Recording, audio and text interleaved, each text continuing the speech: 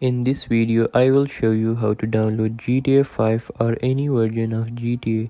So the first thing you need to do is go to your browser and type Rockstar Games.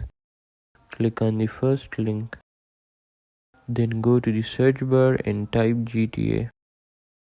Scroll down and here you can see all the versions of GTA. The next method is make a new tab, type Steam. Click on the first link.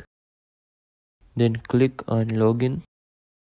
Create your account. Type your email address, then confirm your email address.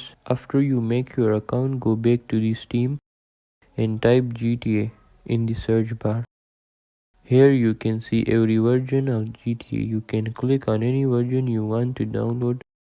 Then type your date of birth and click view page.